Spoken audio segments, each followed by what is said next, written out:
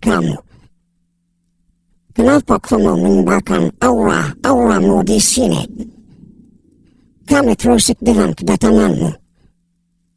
Pergilah. Kau akan tewas di sini karena telah mengganggu kita. Aku Syekh Syubakir, utusan dari Allah, yang diutus untuk menyebarkan agama Islam di tanah ini.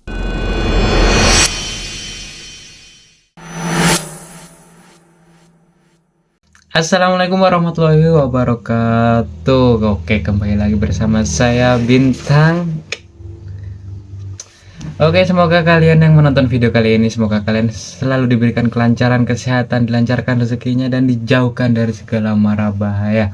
Oke, sebelum kita lanjut dengan videonya, jangan lupa dipencet tombol subscribe-nya, dinyalakan loncengnya agar kalian tidak ketinggalan update cerita apa yang gua bawakan seterusnya. Baik, tanpa lama-lama lagi kita akan menceritakan tentang kisah Syekh Syubakir, ulama Persia penakluk penguasa Jawa, Ki Semar Sabdapalon. Tanpa lama-lama lagi langsung kita sikat. Nah, sebelumnya udah tahu belum Syekh Syubakir itu siapa? Kalau belum tahu, tonton ini sampai habis, oke? Nah, Syekh Syubakir ini merupakan seorang ulama wali songo periode pertama di bumi Nusantara kita.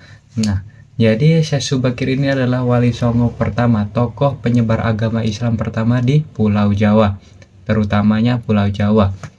Oke, dia dikirim oleh Kesultanan Turki yang bernama Ustaniyah Sultan Muhammad I untuk menyebarkan ajaran agama Islam di wilayah Nusantara, atau bisa kita sebut sekarang adalah Indonesia. Konon, Syekh Syubakir ini telah menumbal tanah Jawa dari pengaruh negatif makhluk halus saat awal penyebaran ajaran Islam di Nusantara kita. Kisahnya itu dimulai saat Sultan Muhammad I bermimpi mendapatkan wangsit untuk menyebarkan dakwah Islam ke Asia atau tanah Jawa. Nah, kalau yang belum tahu wangsit itu adalah bisa disebut dengan mimpi lah ya. Wangsit itu mimpi ke dalam kisah. Nah, intinya mimpi itulah ya. Syekh Syubakir ini tidak sendirian, adapun mubaliknya diharuskan berjumlahkan 9 orang. Nah, jika ada salah satu dari mereka yang wafat, maka akan digantikan oleh ulama lain, asalkan tetap 9. Sehingga dikumpulkanlah beberapa ulama terkemuka di seluruh dunia Islam waktu itu. Nah, para ulama yang dikumpulkan tersebut mempunyai keahlian di bidangnya masing-masing. Nih, ada yang di bidang ahli tata negara, berdakwah, pengobatan, tumbal, ruqyah, dan lain sebagainya. Nah, lalu kemudian dikirim ke beberapa wilayah Nusantara atau tanah Jawa. Namun sudah beberapa kali utusan dari Kesultanan Turki Utsmaniyah yang datang ke tanah Jawa untuk menyebarkan Islam, tapi mengalami kegagalan dan kebuntuan. Nah, tahu kan penyebabnya apa? Belum tahu ya. Penyebabnya adalah masyarakat Jawa saat itu sangat memegang teguh aliran kepercayaan turun-temurun, sehingga para ulama yang dikirim mendapatkan kehalangan. Meskipun berkembang, tetapi ajaran agama Islam hanya dalam lingkungan skala yang kecil, tapi tidak bisa berkembang secara luas karena penguasa Jawa saat itu tak mengizinkan agama lain masuk dan berkembang di wilayahnya tersebut. Konon kala itu Pulau Jawa masih merupakan hutan belantara, angker, dan dipenuhi makhluk halus dan jin-jin yang sangat jahat. Nah, kemudian diutuslah Syekh Syubakir, ulama asal Persia yang ahli dalam ruqyah, ekologi, meteorologi, dan geofisika ke tanah Jawa. Beliau diutus secara khusus menangani masalah-masalah gaib, spiritual yang telah dinilai menjadi penghalang diterimanya Islam di masyarakat Jawa. Ketika itu dengan harapan dia bisa berhasil menyebarkan agama di tanah Jawa. Kemudian setelah Syekh Syubakir diutus ke tanah Jawa, beliau berangkat nih berangkat entah naik apa kan nggak tahu ya, entah naik perahu atau pakai ilmu kanuragannya bisa langsung teleport ke tanah Jawa, kita nggak tahu. Dan sesampainya Syekh Subakir di wilayah Jawa, Syekh Subakir merasakan aura-aura mistis yang sangat kuat. Nah, Syekh Subakir pun menerawang apa penyebabnya, kenapa bisa terjadi. Ternyata kegagalan ulama para dahulu itu karena dihalangi para jin dan dedemit tanah Jawa. Disitulah Sultan Utsmani mengutus Syekh Subakir agar bisa ke tanah Jawa untuk mengislamkan tanah Jawa. Setelah diterawang oleh Syekh Subakir, para jin, dedemit, dan teman-temannya itu merasakan aura Syekh Subakir. Nah, mereka langsung berubah wujud menjadi ombak besar yang mampu menenggelamkan kapal dan menjadi angin puting beliung yang mampu mengombang-ambing apa saja yang ada di depannya. Nah, selain para jin dan dedemit dan bangsa-bangsa teman-temannya itu, mereka juga bisa berubah wujud menjadi hewan buas. Nah, bisa menjadi singa, ular, anjing, dan sebagainya lah, cicak, tikus, ya. Kayaknya hewan buas. Dan mereka berubah wujud untuk mencelakakan para umat pendahulu tersebut. Nah, makanya para ulama dahulu itu gagal karena gangguan jin yang bisa jadi ombak, angin, hewan buas. Nah, mereka dicelakakan oleh jin-jin tersebut. Dan ternyata Syekh Subakir datang tidak dengan tangan kosong. Beliau membawa batu hitam dari Arab yang telah dirajah. Kemudian batu tersebut ditancapkan, dipasang di tengah-tengah tanah Jawa, yaitu tepatnya di Gunung Tidar, Magelang, Jawa Tengah. Kenapa di Gunung Tidar? Kenapa nggak di Jawa Timur? Kenapa nggak di Jawa Barat? Dan ternyata Gunung Tidar tersebut sangat dipercayai sebagai titik sentral dan bakunya tanah Jawa kala itu. Jadi Gunung Tidar tersebut adalah bisa dikatakan sebagai titik tumpu lah ya, titik tumpu atau paku bumi lah ya kalau sekarang. Dan efek dari kekuatan batu tersebut bisa menimbulkan gejolak yang tak biasa. Yang tadi alam cerah dan sejuk, matahari sinar terang, damai, tiba-tiba berubah drastis selama 3 hari 3 malam.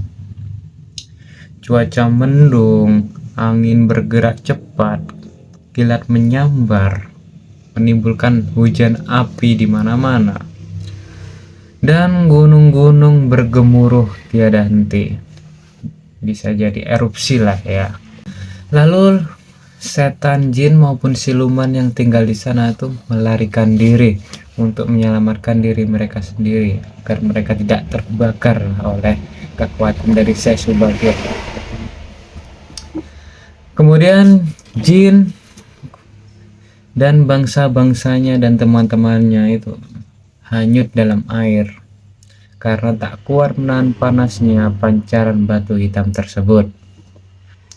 Makhluk halus yang hidup pun terpaksa mengungsi ke lautan, dan sebagian jin yang lainnya ada yang mati akibat hawa panas dari tumbal yang dipasang Syekh Subakir tersebut. Konon penguasa tanah Nusantara yakni Sabdo Palon atau Eyang Semar ya, dia adalah bangsa jin, bisa dikatakan raja bangsa jin. Dia berusia 9.000 tahun. 9.000 tahun, bayangkan 9.000 tahun, kalau sekarang hampir 10.000 kali ya.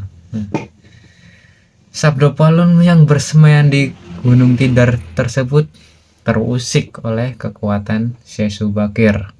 Nah, kemudian Sabdo Palon itu keluar mencari penyebab timbulnya hawa panas Setelah dicari oleh Sabda Palon penyebabnya kenapa, siapa, dia mencari ke sana sini dan ternyata aura tersebut muncul dari Syekh Subakir. Lalu Sabda Palon menemui Syekh Subakir menanyakan apa maksud dia, apa maksud Syekh Subakir mengeluarkan aura-auranya di depan bangsa jin. Dan Sabda Palon berkata, Hei kamu, kenapa kamu menyebarkan aura-auramu di sini? Kami terusik dengan kedatanganmu. Pergilah. Kau akan tewas di sini karena telah mengganggu kita. dan kemudian dijawablah oleh Syekh Subakir ini, Hei kau Raja Jin, aku Syekh Subakir, utusan dari Allah, yang diutus untuk menyebarkan agama Islam di tanah ini. Nah, setelah perdebatan panjang bla bla bla bla bla bla bla bla bla bla bla bla. Nah, akhirnya mereka segera beradu kesaktian.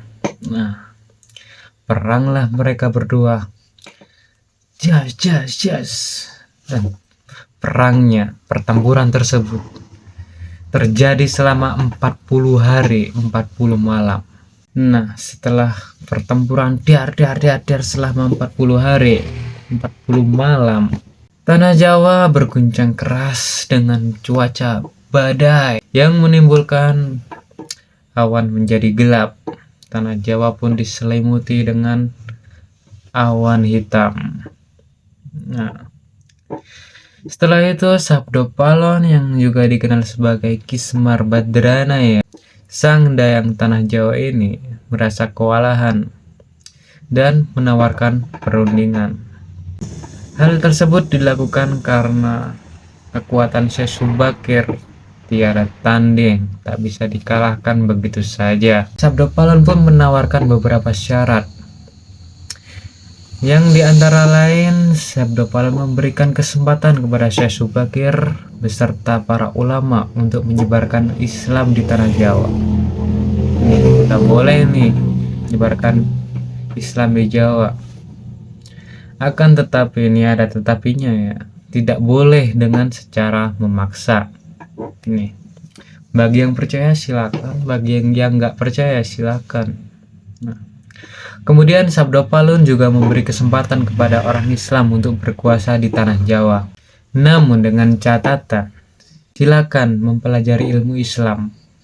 Namun, jangan sampai kalian meninggalkan adat istiadat dan budaya Jawa. Nih, jangan sampai kalian orang Jawa hilang Jawanya. Jangan sampai wong Jawa hilang Jawa nih. Begitu. Sabda Palon pun mempersilahkan untuk mengembangkan ajaran Islam dengan kitab yang diakuinya. Akan tetapi, biarkan adat dan budaya Jawa berkembang sedemikian rupa. Dan akhirnya syarat-syarat tersebut disetujui oleh Syekh Subakir agar beliau bisa menyebarkan ajaran Islam di tanah Jawa dengan tenang.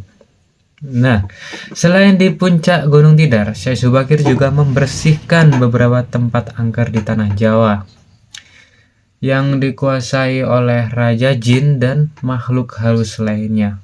Dan ternyata Syekh Subakir membersihkan tempat-tempat lainnya dengan senjata pusaka berupa tombak Kiai Panjang.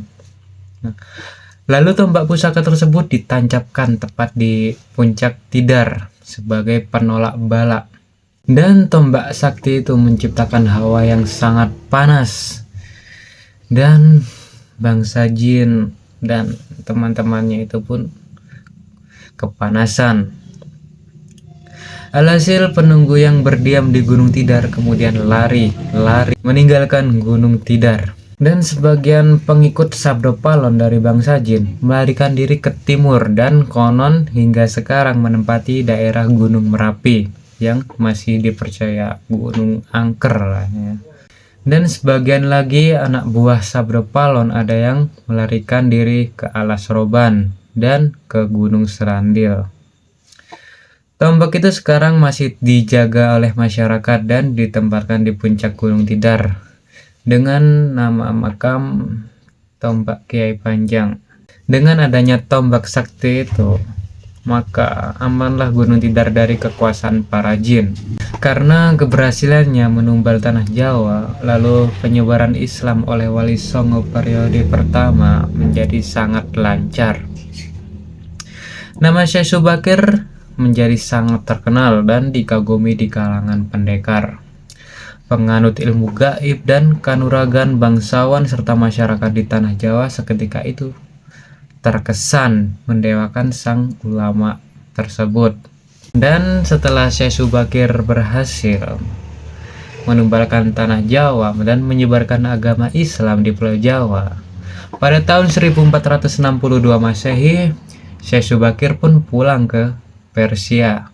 Dan tugas dari Syekh Subakir untuk membersihkan tanah Jawa dari pengaruh negatif makhluk halus, jin-jin dan teman-temannya telah selesai. Dan ternyata gak lama kemudian Syekh Subakir wafat. Dan setelah itu penyebaran agama Islam di tanah Jawa digantikan oleh Wali Songo lainnya, yaitu Sunan Kalijaga dan sunan-sunan lainnya. Oke, itu adalah kisah dari Syekh Subakir, ulama penakluk Raja Jin, penakluk Sabdopalon. Dan begitulah asal mula Islam ada di tanah Jawa. Nah, kalian sudah mengerti kan kisah Syekh Subakir? Kalau belum mengerti, silakan ditonton ulang.